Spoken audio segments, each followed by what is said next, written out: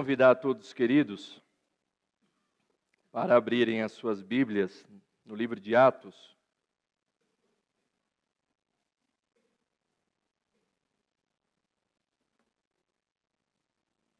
Atos dos Apóstolos.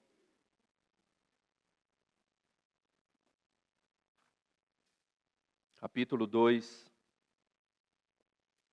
Eu farei a leitura de 2 versículos apenas.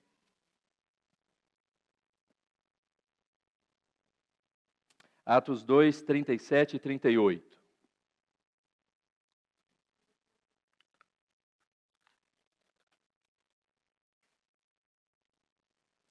Diz assim a palavra do Senhor nesses 2 versículos: ouvindo eles estas coisas, compungiu-se-lhes o coração e perguntaram a Pedro e aos demais apóstolos: que faremos, irmãos?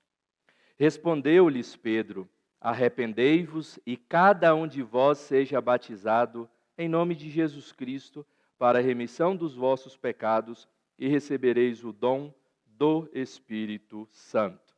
Que o Espírito Santo que instruiu Pedro e todos estes servos do Senhor da igreja primitiva possam também instruir a vida e o coração de cada um dos queridos neste instante para compreender a sua palavra.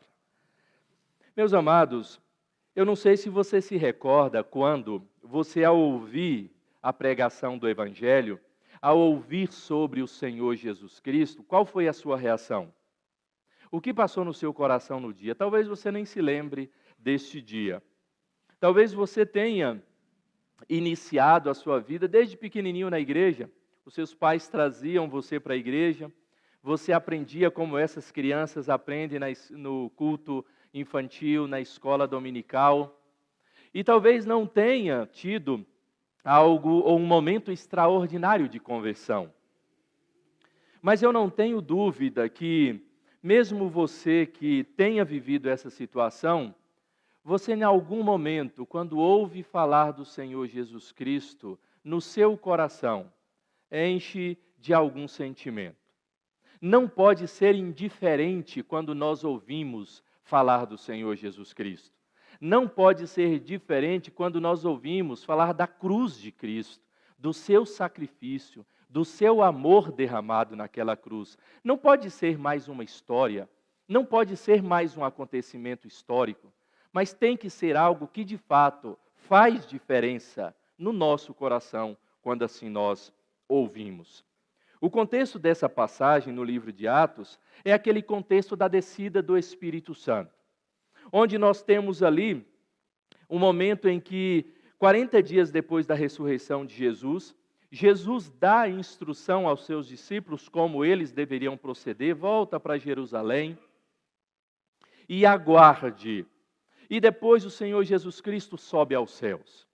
E então diz que este fato ele acontece no dia de Pentecostes. Pentecostes era uma festa que era comemorada pelos judeus.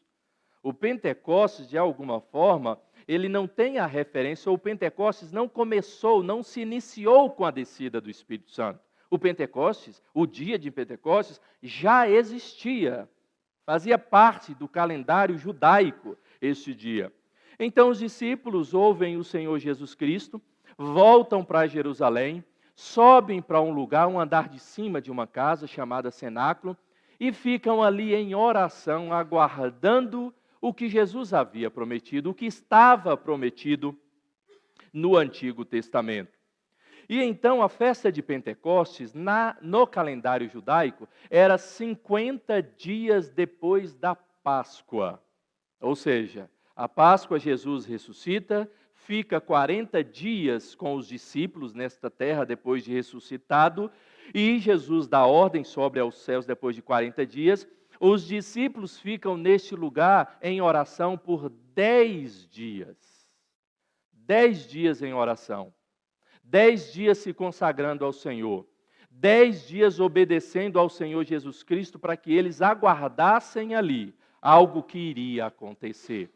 E então diz que depois desses 10 dias, o Espírito Santo desce E ocorre uma manifestação de sinais sobrenaturais, como um vento impetuoso e línguas de fogo sobre a cabeça daqueles 120 que estavam no cenáculo. Não era sobre todos que estavam em Jerusalém. Às vezes nós imaginamos que foi assim, que o Espírito Santo desceu sobre todos ali. Não, desceu sobre os discípulos do Senhor Jesus Cristo.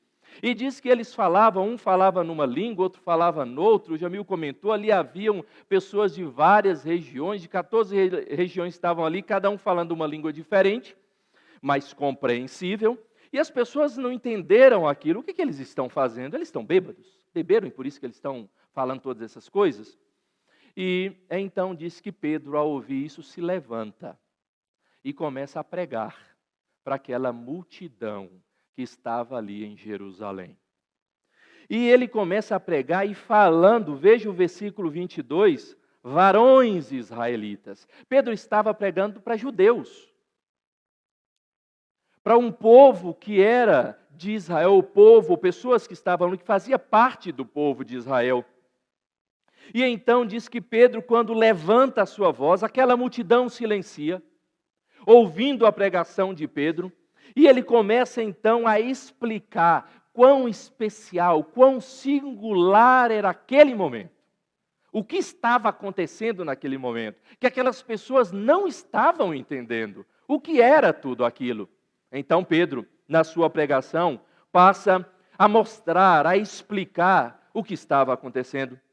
Dizendo que o que estava acontecendo era o derramamento do Espírito Santo prometido pelos profetas lá atrás, prometido por Joel, e que era exatamente isso que tornava possível também aquelas pessoas, assim como o Senhor Jesus Cristo serem ressuscitados. Jesus Cristo, aquele que foi prometido, que morreria, que ressuscitaria, aquele que era o varão aprovado, no versículo 11 do capítulo 2 diz, aquele que era o herdeiro do trono de Davi, o versículo 31 do capítulo 2 vai dizer, e que diz que Deus o fez Senhor e Cristo. Ele então começa a explicar que diz que ele foi morto por vocês. Vocês mataram Jesus Cristo, diz o versículo 23 do capítulo 2, mas que ele ressuscitou. Essas foram as declarações, demonstrando que Cristo era o Messias prometido pelo Senhor, o Salvador, o único que poderia nos conceder a salvação. Aquele que nós devemos buscar se nós queremos alcançar a salvação. É verdade que muitos daqueles, por incrível que pareça, já tinham ouvido a pregação pela boca do próprio Senhor Jesus Cristo. Muitos daqueles que estavam reunidos em Jerusalém, inclusive muitos que se converteram pela pregação de Pedro, não se converteram pela pregação de Jesus Cristo. Estavam ali. Muitos que inclusive devem ter participado, quem sabe, da morte do Senhor Jesus Cristo, do gritando lá, crucifica-o, crucifica-o. Está blasfemando, pedindo que ele fosse morto. Mas há algo naquele momento que era especial. Algo naquele momento que era diferente. Diferente, inclusive, naquele momento da pregação de Pedro. O coração daquelas pessoas que estavam ouvindo. Diferente de outrora. Diferente de muitas vezes estando lado a lado com o Senhor Jesus Cristo. Muitos daqueles talvez tenham tocado o Senhor Jesus Cristo. Quem sabe, muitos daqueles ali ouvindo a pregação do Senhor Jesus Cristo, tendo feito o milagre, não comeu do pão que Jesus multiplicou, do peixe que Jesus multiplicou, mas ali eles estavam agora, diante de Pedro, aquele que o Senhor Jesus Cristo chamou como os outros discípulos para anunciar a salvação, para pregar o Evangelho. E então, depois da pregação de Pedro, milhares se converteram, inclusive muitos desses que o coração era de pedra, que mesmo ouvindo o próprio Senhor Jesus Cristo, não se converteram. Meus amados irmãos, qual deve ser a atitude nossa, daqueles que não conhecem, quando ouve o anúncio da salvação? Como deve ser, o que deve passar no nosso coração? Quem sabe você já tenha, inclusive, professado a sua fé e sido batizado, e você não teve isso no seu coração. Precisa acontecer. É hora de acontecer. E uma das coisas que Pedro vai destacar, o texto de Atos aqui, melhor dizendo, Lucas, que escreveu o livro de Atos, mostrando depois da pregação de Pedro, no versículo 37, ele vai dizer que uma primeira atitude daqueles que ouvem o anúncio da salvação é reconhecer a culpa pessoal, a sua própria culpa. Diz o versículo 37, ouvindo eles estas coisas, compungiu-se-lhes o coração. Aqui esta expressão é exatamente isso, olhou para dentro do seu coração, o seu coração, algo mudou. E a compreensão da sua própria vida também estava clara. Reconhecer a nossa própria culpa, não a culpa do outro. Não se culpe ou não coloque a culpa no outro por causa dos seus pecados, dos seus erros. Por isso que quando nós falamos que a salvação ela é pessoal, é exatamente isso. Você não será salvo por causa das orações da sua mãe. Você não será salvo por causa da oração de apóstolo, de seja lá quem for. Você será salvo se o seu coração se compungir e se arrepender. A oração de um pai, de uma mãe, é valorosa e deve ter constantemente ela. Mas se você acha que você irá para o céu só porque sua mãe ora por você, você está enganado. Se você não compungir o seu coração, se você não se arrepender e entender que você é pecador, você é culpado, nada vai acontecer. Ouvindo eles estas coisas, compungiu-se o coração. Eu creio que muitas daquelas pessoas tiveram a oportunidade de ouvir belas mensagens do Senhor Jesus Cristo, e nós temos algumas descritas no Evangelho. Extraordinárias mensagens. Eles tiveram a oportunidade de ver Jesus fazendo milagres. Eles tiveram a oportunidade de ver Jesus operando sobre elementos que nenhum homem poderia fazer. Como pode alimentar 5.000 pessoas com pouquíssimo alimento? Mas o coração deles não se compungiram. E aqui, quando eles ouvem a pregação de Pedro, diz que algo chegou no coração deles de forma avassaladora. E há um reconhecimento pessoal da própria culpa. Eu sou pecador. Eu careço de Jesus. Pois é dessa forma que, mesmo eles tendo ouvido Jesus pregar, eles vão lá e crucificam Jesus Cristo. Mesmo vendo Jesus operar grandes maravilhas, eles vão lá e desejam a morte de Jesus. Traem o Senhor Jesus Cristo. O que de fato acontece para que um ser humano ele possa viver uma vida totalmente desregrada, mas no momento da vida dele, ele se compungir o coração e dizer: eu sou miserável pecador, eu preciso de Jesus, e sem ele, eu não sou nada. Meus amados irmãos, aquele ouvir foi diferente. Sabe por que foi diferente? Porque não dependeu deles. O ouvido deles não se abriu os ouvidos, não se abriram os ouvidos deles, porque eles quiseram ouvir. Eles estavam naquele alvoroço questionando a atitude dos discípulos. Pedro levanta e não pergunta, presta atenção, não é? Ele levanta e começa a pregar. E quando ele começa a pregar no poder do Espírito Santo, há aquele silêncio e todos começam a ouvir. E não eram poucas pessoas que estavam ouvindo Pedro. Pedro não tinha microfone, não estava num lugar fechado. E quantas milhares de pessoas, só que se converteram foram 3.000? Quantas tantas não tinham ali? E todos ouviram a mensagem. Ouviram a mensagem na vida destes 3.000. Algo diferente aconteceu. O seu coração foi provocado pelo Espírito Santo e fez com que toda pedra, tudo que era duro foi quebrado. E então um coração de carne ouve esta mensagem e a partir daí começaram a compreender que eles tinham mudado inteiramente. Eles estavam afastados do Senhor Jesus Cristo, mas agora não. Eles tinham a condição de estar bem perto de Jesus. Estar lado a lado do Senhor Jesus Cristo. Quando Pedro prega para eles, Pedro está dizendo, foram seus pecados que levaram Jesus Cristo para a cruz. Foram seus pecados que tornaram vocês surdos diante da mensagem de Jesus. Foram seus pecados que não deixaram vocês compreenderem a verdade. Foram seus pecados que vocês não puderam perceber que Jesus era aquele que foi prometido.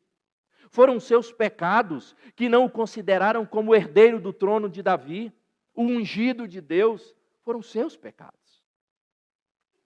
E diante disso, recai sobre os ombros o peso da culpa. Mas não o peso da culpa de que alguém me induziu a fazer aquilo, de que alguém me levou para aquele caminho que eu estou errando, de que os meus pais não me educaram corretamente, de que eu tenho um trauma de infância e por isso que eu sou pecador assim, estou fazendo coisa errada. Não. Eles olharam para eles e dizem, eu sou pecador, eu careço de Jesus, eu preciso do seu perdão, o meu coração é pecaminoso. E então, eles se colocando diante de Pedro, diz, e perguntaram a Pedro e aos demais apóstolos, que faremos, irmãos? Agora que eu sei que eu sou pecador, agora que eu sei que eu sou falho, agora que eu sei que o meu coração procura a minha vontade, os meus desejos, procura muitas vezes fazer o mal, sou negligente, sou maledicente. Agora, Senhor, o que eu tenho que fazer para corrigir a situação? Algo já havia acontecido no coração daquelas pessoas. Algo já havia virado a chave. Algo já havia aberto a porta. Algo já havia sido transformado na vida daqueles homens e daquelas mulheres. Por isso a indagação, por isso o questionamento. Mas antes, eles reconhecem a sua culpa. Conta-se que certa vez, um grande teólogo que alguns de vocês conhecem, o Sproul, ele foi abordado por uma jovem universitária, na universidade que ele dava aula, e disse que ela estava muito angustiada, e ela estava noiva para se casar. E ela explica para o pastor, para o Sproul, que ela havia se envolvido sexualmente com o seu noivo. E disse que aquilo sobrecaiu sobre os seus ombros como um peso, mas ela procurou o conselheiro da escola, uma escola cristã inclusive. E disse que esse conselheiro vai dizer para ela, mas você não tem motivo para estar angustiada. Afinal de contas, você precisa entender que esse seu comportamento é perfeitamente normal. É comum para os jovens hoje em dia. E essa atitude sua é parte saudável da sua autoafirmação. É assim que a gente ouve para a vida dos jovens hoje. Mas mesmo depois desse conselho, aquela moça continuou com o peso sobre os ombros, com o coração pesaroso. E então o Sproul vira para ela e diz, você ainda se sente culpada? Ela diz sim. E ele responde, talvez o motivo de você se sentir culpada é porque de fato você é culpada.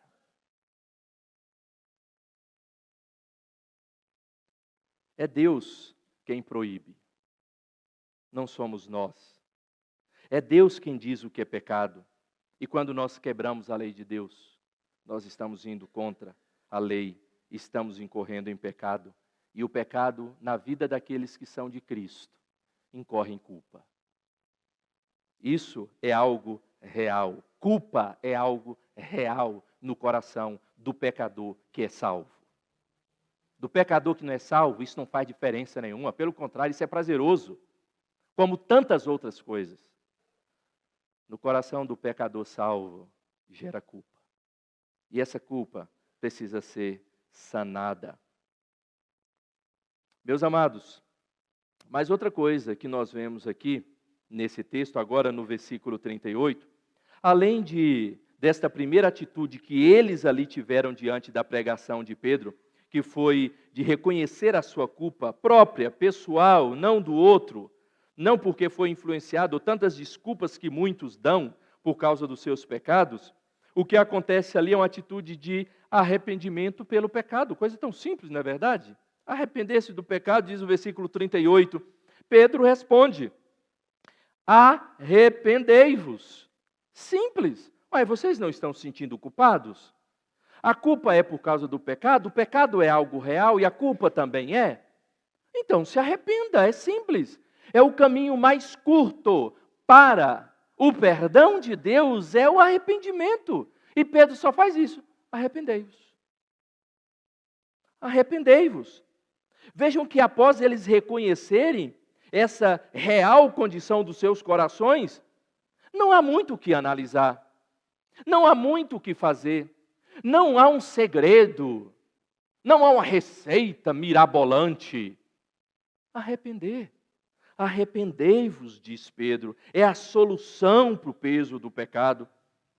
Essa é a resposta que Pedro dá e que contraria, inclusive, o que o mundo tem dado nos nossos dias.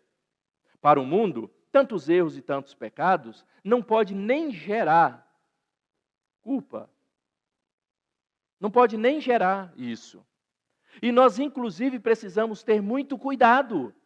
Quando isso acontece na nossa vida, quando o erro, quando um pecado é cometido, a quem eu buscarei? Ou em quem eu buscarei conselho?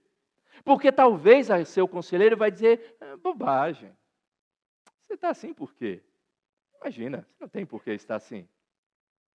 Qual o problema? Cara, você é bonito. Qual o problema de você trair sua esposa? Imagina, isso aí todo mundo faz hoje. Pelo contrário, você é um garanhão. São conselhos que o mundo pode dar. São os conselhos que o mundo dá de um jovem que se envolve com droga. É um momento de prazer, de êxtase. Qual o problema? A grande maioria faz isso. Não dá para usar crack, mas uma maconhinha aí, qual o problema? Imagina, isso aí é só para aliviar a tensão do dia. É assim que são recebidos os conselhos. Cuidado, quando você sendo crente, o seu coração está pesaroso por causa do erro e do pecado, onde você vai buscar de fato conselhos? Porque senão pode acontecer o que essa jovem recebeu. Mas não vai resolver, o peso continuará. Então, simples como Pedro vai dizer, então se arrependa, todos se arrependam. Parker vai dizer que o arrependimento com Cristo, ou que Cristo requer do seu povo, consiste numa recusa em se estabelecer quaisquer limites às leis que ele possa fazer em nossas vidas.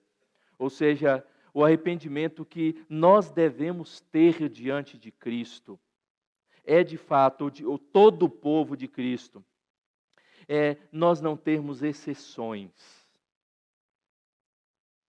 O limite da nossa vida é o limite da lei de Deus, da palavra de Deus, da orientação de Deus. Quando você ouve falar do Senhor Jesus Cristo, você de fato olha para os seus erros e para os seus pecados, mas gera no seu coração um anseio de busca pelo perdão e arrependimento? Como é que acontece? E é justamente isso que Pedro, ele vai requerer dos seus ouvintes. Eles observam aqueles homens e mulheres que havia algo acontecido e Pedro não precisava ficar falando ali horas e mais horas. Mas vocês estão arrependidos? Tem uma solução. Arrependa-se. Busque viver uma vida agora que agrada ao Senhor. Sabe aquele Senhor que vocês mataram, crucificaram? Pois é o mesmo Senhor que oferece para vocês agora a salvação. Sabe aquele Senhor que vocês cuspiram, blasfemaram? É o mesmo Senhor que de braços abertos o recebem agora. Sabe aquele que vocês ouviram e fazia ignomínia, o descaso, o escárnio do que ele falava? Ou ia atrás dele só porque ele fazia sinais e milagres? Sabe ele? Ele é o que concede vocês o fardo leve, a paz num coração angustiado. Algo aconteceu no coração de vocês, então deixem os seus erros e deixem o seu pecado. Nunca, absolutamente nunca é tarde para quando Deus chamar. Nunca, nunca será tarde para aqueles que são do Senhor, e Ele vai chamar. Aqueles que são do Pai, Ele jamais deixará ao léu. Ele trará até as mãos do Senhor Jesus Cristo, e o Senhor Jesus diz: aquele que o Pai me deu, eu jamais lançarei fora. Aqueles que o Pai colocou na minha mão, eu jamais deixarei alguém arrancá-los da minha mão. Não importa o que você já fez, não importa qual foi o crime que você cometeu, ou o pecado, melhor dizendo. Jesus, Ele tem poder para salvar e perdoar de todos os seus pecados, porque o arrependimento é sempre a base do chamado bíblico.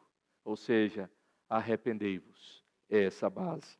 Mas uma última coisa aqui que Pedro vai dizer, é que além deles reconhecerem as suas próprias falhas, os seus próprios pecados, o pecado pessoal, havendo arrependimento do seu coração, Pedro diz: agora vocês precisam assumir um compromisso. Vocês precisam dar um passo de fé.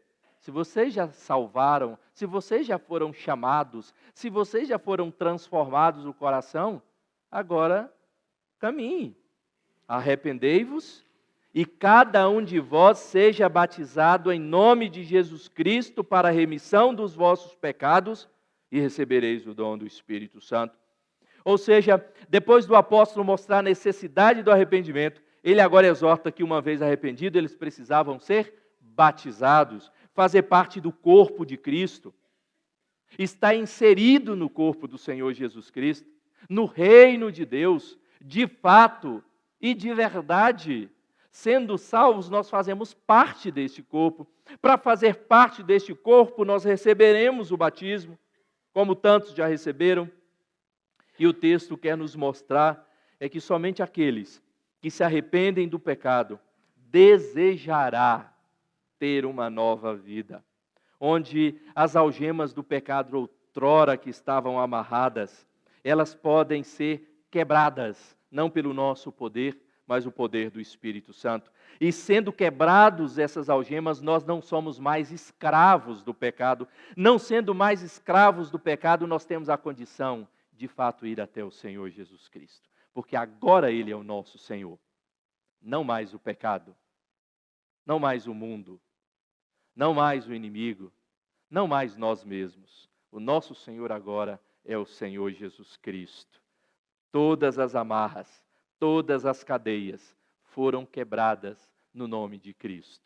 E é por isso que nós decidimos amar o Senhor, porque Ele nos amou primeiro. Nós fomos até Jesus porque Ele nos foi ao nosso encontro antes de tudo. É graça de Deus. O Espírito Santo não foi buscado. O Espírito Santo foi dado por Deus. Foi derramado por Deus. Não foi por clamor do ser humano, mas foi pela graça de Deus que ele foi derramado. As pessoas não estavam ali clamando e clamando e clamando para serem batizados com o Espírito Santo. Pelo contrário, eles inclusive acusam os discípulos que eles estavam embriagados, porque eles tinham recebido o Espírito Santo.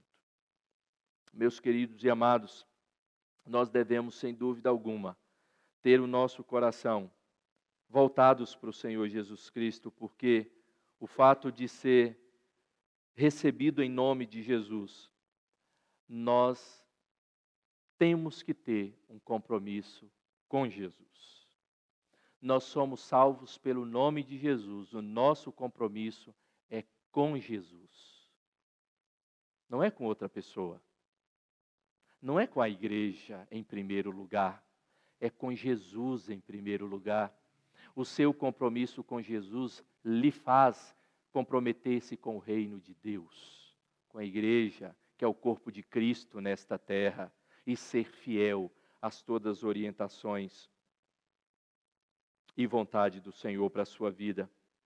Meus amados irmãos, arrependimento requer sempre compromisso. Quando há arrependimento, também há compromisso.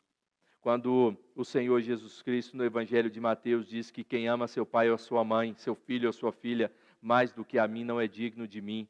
Quem acha a sua vida, perdê-la-á. Quem todavia perde a sua vida por minha causa, achá-la-á. Se alguém quer vir após mim, a si mesmo se negue, tome a sua cruz e siga-me. Todo aquele que dentre nós não renuncia a tudo o que tem, não pode ser meu discípulo, diz o Senhor Jesus. Arrependimento requer compromisso. Meus amados irmãos, o que você de fato sente ao ouvir o anúncio da salvação? O que você sentiu a primeira vez que ouviu falar do Senhor Jesus Cristo? O que passou no seu coração? O que fez diferença na sua vida depois de tudo isso? Você desejou aprender mais de Cristo? Você achou que tudo que você fazia anteriormente, nada precisa ser mudado, porque está tudo bem, tudo tranquilo, sem problema nenhum? Parece aquela personagem de um programa humorístico do passado. Eu não mato, não roubo, não me prostituo, então está tudo certo. Será que a sua consciência, quando ouve do Senhor Jesus Cristo, é isso, que você é tão correto e tão perfeito, que mesmo recebeu a salvação, não precisa mudar nada na sua vida? Ou será que o seu coração se arrependeu e compungiu-se e reconheceu que de fato é pecador? Você reconheceu que algo precisava ser feito? Eu preciso saber o que eu tenho que fazer. Algo precisa ser feito. Eu estou sentindo no meu coração, algo precisa ser feito. Porque é Deus tocando em seu coração. E Deus encaminhará alguém que de fato vai dizer assim: arrependa. Mas não somente arrependa do pecado. Toma uma decisão de servir ao Senhor Jesus Cristo. Seja batizado em nome do Pai, do Filho e do Espírito Santo. Meus queridos, essa é a vida com Cristo. Esse é o nosso coração quando ouvimos falar do Senhor Jesus, da sua obra salvífica, que é algo tão extraordinário na nossa vida. Mesmo tendo matado o Senhor Jesus Cristo, o Senhor Jesus salva muito daqueles. Mesmo tendo negado o Senhor Jesus Cristo, Pedro se torna o pregador do Evangelho que levou à salvação milhares e milhares de pessoas. O que Jesus pode fazer com você, através da sua vida? Mesmo tendo passado talvez uma vida se prostituindo, o Senhor chama para que aquela mulher pudesse servi-lo. O que Ele pode fazer através da sua vida? O anúncio da salvação tem que fazer diferença na nossa vida e no nosso coração. E quando faz? Na teologia reformada, a nossa igreja, ela diz que acontece o chamado irresistível do Senhor. Nós não conseguimos resistir ao chamado do nosso Deus. Nós não nos contemos. O nosso coração não fica parado. Os nossos pés não ficam postos, estáticos. As nossas mãos não ficam abaixadas. Os nossos lábios não ficam cerrados. Nós fazemos algo. Porque algo já aconteceu. E é algo extraordinário. Só quem prova disso pode dizer. Só quem já provou deste algo extraordinário pode falar para os outros o que é este algo que fez toda a diferença na minha vida e que pode fazer diferença na vida de cada um de vocês. Que Deus possa conduzir o seu coração que ainda não foi entregue ao Senhor Jesus, que Ele possa transformar nesta noite. O seu coração que estava distante do Senhor Jesus Cristo, que Ele possa restaurar nesta noite. O seu coração que estava duvidoso do que Cristo pode fazer, que Ele possa te dar uma fé tão firme e tão forte que você jamais duvidará do que Jesus pode fazer na sua vida. Que o Espírito Santo haja na sua vida e no seu coração nesta noite.